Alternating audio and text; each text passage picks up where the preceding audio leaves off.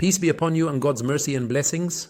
In the last lecture, we talked about the Dyn3 transformer, and we agreed that in the next lecture, which is this one, we will see an online simulation of the Dyn3 transformer so we can see how the current flow will occur in the transformer, in addition to how this current after entering the relay will be processed Dyn3 by dividing it appropriately based on the transformer specifications. How do we reach the appropriate matrix based on the transformer's vector group? Of course, I would like to thank my colleague and dear friend, Engineer Hani Kamil, and the EEB page, which always supports us with anything we request from them immediately. My colleague created a simulation for me using Simulink. As we can see, I have a transformer. This transformer is 132 to 13.8, and the transformer's vector group is Dyn3, and the transformer's vector group is Dyn3, and the transformer's vector group is Dyn3.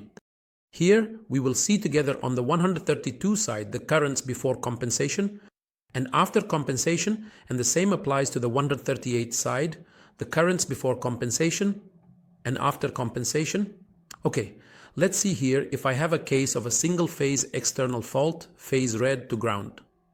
So as we expect, it will draw current in the red phase on the star side, and on the delta side, it will draw from the yellow phase and the blue phase. After these currents are determined by the relay and processed in the compensation matrix, you will find that on the delta side, when multiplied by compensation matrix number 0, it will simply reflect on the same yellow and blue phases. However, on the star side, when multiplied by matrix number 3, it will reflect on which phase? On the yellow and blue phases. And of course, I will find the values of the trip currents are close, and the angles between them are 180 degrees. As we can see here, it's 165, and here it's negative 165, and here it's plus 15 degrees, meaning the difference between them is 180 degrees. And here 15 and negative 165 also make 180 degrees. Very nice. So this is the first type of fault we have. Let's take a look at another fault together. Now we will see that our fault is a red to yellow phase, meaning a phase-to-phase voltage, or an external phase-to-phase voltage. So we will see here that the red phase and the yellow phase might be drawn, and of course the difference between them is 180 degrees because you are returning, for example, from the red phase and returning from the yellow phase on the delta side. How will this current be drawn? I will find here the current. In the blue phase, the current is double the other two phases, meaning it is drawn from the blue phase and returns. This current is divided, or will be divided between the red phase and the yellow phase, and of course the angle between the blue phase and the red and yellow phases will be 180 degrees. When this is compensated here, it will naturally be multiplied in metric terms and will reflect as it is on the same televisions as well. Regarding when it takes these two phases, I will treat them B as phases, of course, as a result of number, E3. I will find that it is accustomed to the three phases so that it can also be compared with the three phases on the side of. Of course, we will hopefully talk about it maybe in the next lecture in all cases.